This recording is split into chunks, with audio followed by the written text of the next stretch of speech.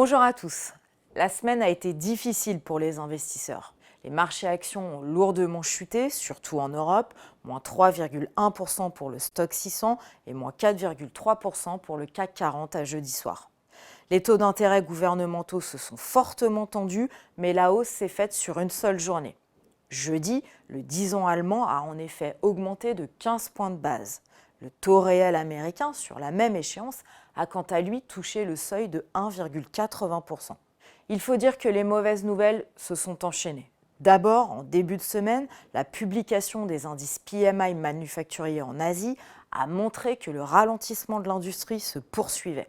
La faiblesse des composantes nouvelles commandes à l'export pointe clairement les difficultés chinoises alors qu'un soutien budgétaire important se fait attendre.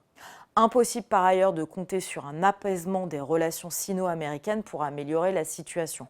Pékin a annoncé la restriction de ses exportations de deux matériaux stratégiques sur lesquels la Chine est en situation de fort monopole et qui sont utilisés dans la production de puces électroniques et de fibres optiques.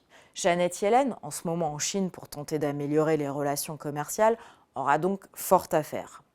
Autre inquiétude, le renouvellement de l'accord sur les exportations de céréales en mer Noire qui expire le 17 juillet semble compromis par la Russie. Alors que cela fait peser un risque sur l'inflation alimentaire, les chiffres de l'emploi américain ont affolé les investisseurs en montrant un marché du travail toujours solide. Selon les résultats de l'enquête ADP, le secteur privé a créé 2 fois plus d'emplois en juin que ce qu'attendait le consensus.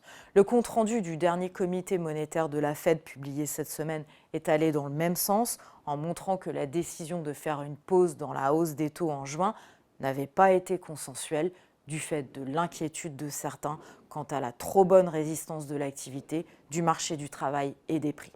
Les chiffres de l'emploi et des salaires publiés ce vendredi nous indiqueront dans quelle mesure cette préoccupation est justifiée. En attendant, je vous souhaite à tous un excellent été et je vous donne rendez-vous en septembre.